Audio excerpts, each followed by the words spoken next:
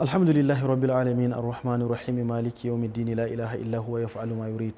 Allahumma salli wa sallim wa barik ala as'adin nabiyina wa ashrafil mursalin sayyidina Muhammadin wa ala alihi wa ashabi wa man iqtafa athrahum wa sanna bi sunnatihi ila yawmiddin. Ya yan uwa musulmi masu kallon mu da sauraron mu a fadin duniya gabaki daya cikin wannan gidan TV mai albarka na Africa TV3. Yau ma kamar kullun ga mu tare da ku a cikin wannan shiri mai albarka wato shiri na ga shawara. Lallai yau kuma shawarar mu za ta karkata zuwa ga wato ainihin 'yan uwa waɗanda Allah tabaraka wa ta'ala ya ba su shugabanci a hannunsu. Lallai shugabanni wato Allah tabaraka wa ta'ala ya tsara mana shugabanci a cikin al'amarin addini cewa da rayuwa ga baki ɗaya ba sa gudana sai da shugabanci. Tun kafin zuwan manzon Allah sallallahu alaihi wa alihi wasallam a lokacin jahiliya sun fahimci da fitira da Allah tabaraka wa ta'ala ya sa wa ɗan adam cewa rayuwa ba ta yiwuwa sai da shugabanci, don idan babu shugabanci waye zai kame mutumin da ya zo barna domin a hana shi, waye zai taimaka wa wanda ya zo da adalci domin ya ci gaba da haɓaka shi. Kaga kenan shugabanci wani al'amari ne mai muhimmanci a cikin addinin musulunci. Don haka shi yasa Allah tabaraka wa ta'ala da ya turo manzon Allah sallallahu alaihi wa alihi wasallam sai ya turo shi a matsayinsa na annabi kuma ya turo shi a matsayinsa na shugaba, don shi ne shugaban musulmai na duniya gabaki daya. Manzon Allah sallallahu alaihi wa alihi wasallam da shi muke koyi, tsarinsa muke bi, shari'arsa muke bi, ibadansa muke bi, kamar yadda Allah tabaraka wa ta'ala ya bayyana mana cewa laqad kana lakum fi rasulillahi qudwatun hasana. Lalle a tattare da manzon Allah sallallahu alaihi wasallam kuna da wato ainihin abun koyi, uswatun hasana, kuna da abun koyi wanda yake mai kyau a tattare da manzon Allah sallallahu alaihi wa alihi wasallam. To kaga ashe manzon Allah shugaba ne na gabaki daya. Ya wa'anda Allah tabaraka wa ta'ala danka musu shugabanci a hannunsu su sani cewa rayuwarsu tana tsakanin abubuwa guda biyu. Abu na farko, Allah tabaraka wa ta'ala ya zaɓe ka ne a cikin ɗimbin al'umma, aka ce kai za ka riƙe wannan shugabancin ba don wani abu ba, saboda kai ne Allah tabaraka wa ta'ala ya zaɓa domin ka gyara masa al'amuran bayinsa. Hakanan kuma Allah tabaraka wa ta'ala ya baka shugabanci ba don wani abu ba sai don Allah tabaraka wa ta'ala ya jarrabe ka, kamar yadda Allah tabaraka wa ta'ala ya ce wa nabluukum bil sharri wal khairi fitna. Lalle muna jarraban ku da alkhairi da kuma sharri, duka zai zamanto wato ainihin fitina ce. To yan uwa musulmi, idan muka lura za mu ga cewa duk abin da mutum yake yi a matsayinsa na shugaba ya kamata ya zama tunaninsa ba a karin kansa kadai zai tsaya ba, ya zama tunaninsa na al'umma ne.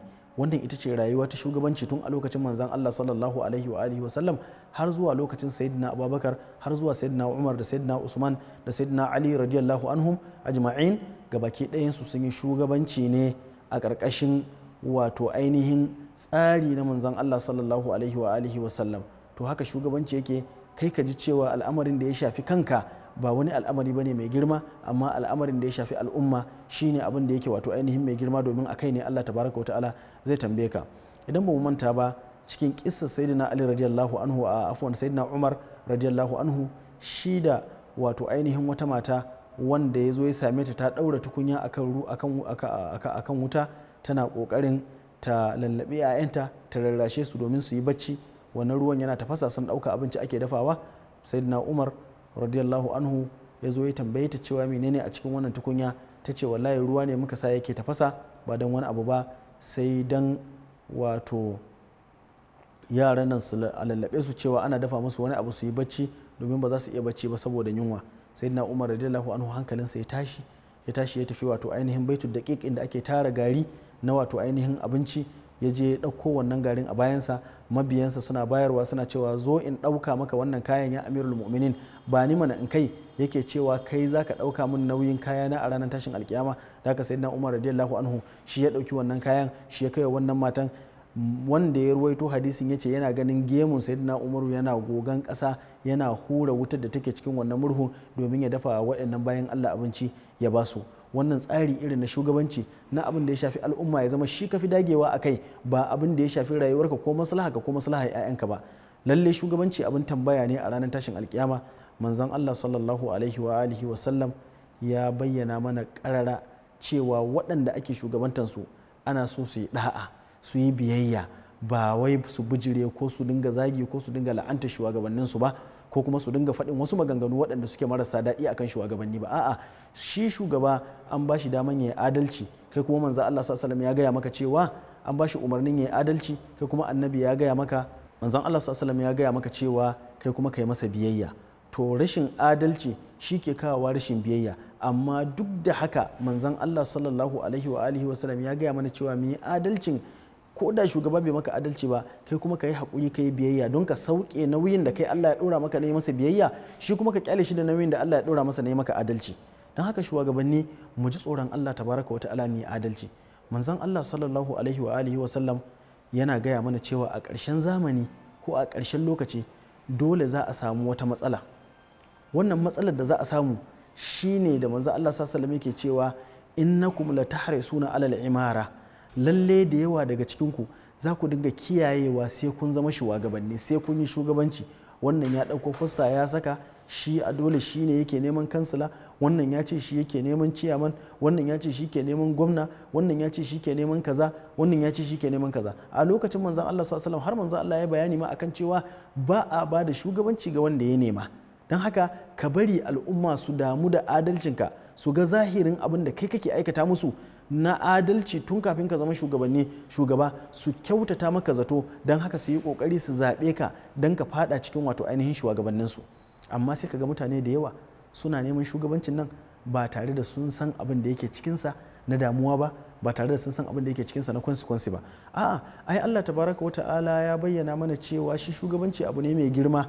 Idan ka ɗauke shi, Allah tabaraka wa ta'ala ya yi umarni ga mutane cewa su yi maka biyayya, har ma Allah tabaraka wa ta'ala ya yi magana cewa idan al'amari ya tashi a mayar da shi zuwa ga Allah, a mayar da shi zuwa ga manzon Allah sallallahu alaihi wasallam, kuma sannan a yi biyayya, a yi da'a zuwa ga ulil amr. Shine Allah tabaraka wa ta'ala yake cewa wa atiullaha wa atiur rasul wa ulil amri minkum, kuma da waɗanda suke ma'abota shugabanci daga cikinku Allah tabaraka wa ta'ala ya ce a yi musu biyayya. Don haka manzo Allah sallallahu alaihi wasallam ya bayyana mana girman shugabanci, cewa lalle ba abu ne mai sauki ba. Duk wanda Allah tabaraka wa ta'ala ya jarrabe shi da shugabanci, to ya sa kansa a ƙasa, ya zubar da hawaye, ya yi kuka iya gwargwadon ƙarfinsa, domin Allah tabaraka wa ta'ala ya bashi abin da zai jarrabe shi da shi a ranar tashin alkiyama.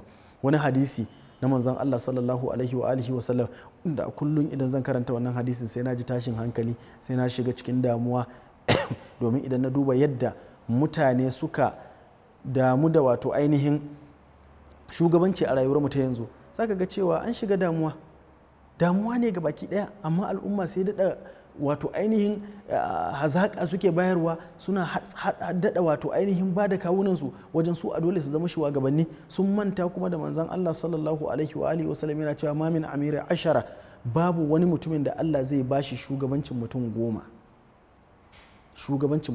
ya zama shugaba akan musulmai mutum 10 a ranar tashin alkiyama, sai ya zo wa yaduhu maghlulatun ila unuqihi, sai an sa wuyansa, hannunsa sai an kawo shi maghlul, ai shine hannunsa sai an ɗaure shi zuwa ga wuyansa, za a kawo shi gaban Allah tabaraka wa ta'ala. Idan aka kawo shi gaban Allah tabaraka wa ta'ala, manzo Allah sallallahu alaihi wasallam ya ce fakkahu adluhu, ko adalcinsa ya kunce shi, aw baqahu jawruhu, ko kuma zaluncinsa ya halakar da shi. Saboda haka babu wani mutumin da zai zama alkali ko ya yi shugabanci a tsakanin mutane guda biyu face sai ya zo a ranar tashin alkiyama yana nadama me yasa Allah tabaraka wa ta'ala ya sa ya bashi wannan shugabancin. Wannan idan ya yi adalci kenan, tare da ya yi adalci yana neman Allah tabaraka, yana nadama me yasa Allah tabaraka wa ta'ala ya ɗora shi akan wannan matsayin. Amma yanzu sai kaga mutane babu tsoron Allah a cikin zukatansu. Malam kaga shugabannin nan Allah tabaraka wa ta'ala ya ba su mulki, Allah tabaraka wa ta'ala ya ba su komai a hannunsu, amma su tsaya su yi wa mutane adalci. Sai kaga tunaninsu yana kaiwa zuwa ga guri guda, shine tunanin kawunansu, wasu suna tunanin 'ya'yansu, wasu suna tunanin abin da za su tara. Allah tabaraka wa ta'ala da ya ba su wannan mulkin, Allah tabaraka wa ta'ala ya musu umarni da adalci a cikinsa.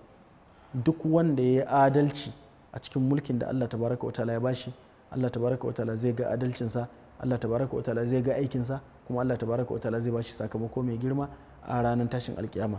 Wanda ya yi zalunci shi da Allah tabaraka wa ta'ala, Allah tabaraka wa ta'ala zai dubi zaluncin da ya yi, kuma za a bashi sakamako daidai da abin da ya yi zaluncinsa. Idan kuma ya nemi gafara a gurin Allah tabaraka wa ta'ala, to yana bukatan ya dawo gurin waɗanda ya musu wannan zaluncin don ya nemi afuwa da gafara a wajensu. To duk dai ba a kai ma ga wannan ba, abin da muke nufi shine shi shugaba a kowane lokaci ya zama adalci shine a ransa domin al'umma da Allah tabaraka wa ta'ala sa a hannunsu. Wannan abu ne mai girma. Sayyidina Umar radiyallahu anhu wata ya buga mana wani babban misali shine yake cewa law atharat baghlatun fil iraq, a matsayinsa na khalifa, a matsayinsa na amirul mu'minin, wanda manzo Allah sallallahu alaihi wasallam ya ambace su a cikin khulafa'ur rashidin, wai yake cewa idan da za a ce Allah tabaraka wa ta'ala, misali idan da za a ce wata baghla, ai abin da ake nufi wani alfadari ko wani jaki ya rasa hanyar da zai wuce a garin iraki, sayyidina Umar radiyallahu anhu yake cewa la sa'alani Allahu anha yawmal qiyama, sai Allah ya tambaye ni akan wannan alfadarin da bai samu hanya ba a ranar tashin alkiyama. To idan ka duba yadda tsarin shugabanci yake a yau da kuma yadda mutane suke damuwa da karban shugabanci, kuma suna karba ne saboda manufofi na kawunan su ba saboda manufofi na addinin musulunci ba, to a wannan lokacin ne zaka tausaya wa mutanen da suke cikin shugabanci. Lallai shugabanci abu ne mai girma, za a tambaye ka akan waɗanda kake shugabanta a ranar tashin alkiyama. To wannan tambaya da za a ma, wani ma ka san shi, wani baka san shi ba, wani ka san ka cinye masa haƙƙinsa, wani da yake ƙauye ma baka ma san ƙauyen ba balle ka san cewa akwai haƙƙin wannan ƙauyen a kanka, da abubuwan da suka yi kama da wannan. Al'amari ne wanda yake tada hankali. Don haka ina gaya wa shugabanninmu ga shawara gare su yi ƙoƙari su riƙe addinin Allah tabaraka wa ta'ala, su sanya adalci a cikin zuciyarsu, sannan kuma su tausaya wa waɗanda Allah tabaraka wa ta'ala ya sanya su a ƙarƙashinsu. Akwai mata, akwai yara, akwai tsofi, wa'annan mutanen duk abin tausayi ne. Kai kaɗai idan Allah tabaraka wa ta'ala ya saka wani arziki nasu a hannunka, to kai kuma yanzu Allah tabaraka wa ta'ala ya ɗauka ya baka domin ka isar musu, ya zamanto kuma cewa kai ne zaka tare arzikin da Allah ya bawa wato ainihin bayinsa. To daga nan wajen zaka gane cewa lallai kana cikin damuwa, daga nan ne zaka gane cewa akwai matsala a cikin wato ainihin gudanar da shugabanci idan mutum bai yi adalci ba. Amma adalci yana da muhimmanci a cikin shugabanci a kowane lokaci. Idan mutum ya zamanto cewa adalin shugaba ne, to lallai fa Allah tabaraka wa ta'ala zai bashi sakamako nasa mai girma a cikin wato ainihin wannan shugabanci da adalcin da yi. Amma idan ya zamanto azzalimi, lallai Allah tabaraka wa ta'ala na cewa cikin littafinsa mai tsarki cewa wa sayalamu alladhina zalamu ayyamun qalbin yanqalibun. Lallai waɗanda kake shugabanta mutane ne waɗanda suna roƙon Allah tabaraka wa ta'ala. Haka manzo Allah sallallahu alaihi wasallam yake cewa ittaqu da'watal mazlum, ka ji tsoron addu'ar wanda aka zalunta, fa innaha laysa bainaha wa bainal lahi hijab, domin wannan addu'an babu wani shamaki ko wani hijabi da yake tsakaninta da Allah tabaraka wa ta'ala. Duk wanda ka zalunta idan yayi maka addu'a, Allah tabaraka wa ta'ala zai karbi wannan addu'a. Allah tabaraka wa ta'ala ya ba mu shugabanni na gari, ya ba mu waɗanda suke jin tsoron Allah tabaraka wa ta'ala, sannan kuma Allah tabaraka wa ta'ala ya ba su abokanan shawara na gari waɗanda za su ɗaura su akan tafarki wanda yake daidai. Allah tabaraka wa ta'ala ya shirya da mu gabaki ɗaya. Wassalamu alaikum wa rahmatullahi ta'ala wa barakatuh.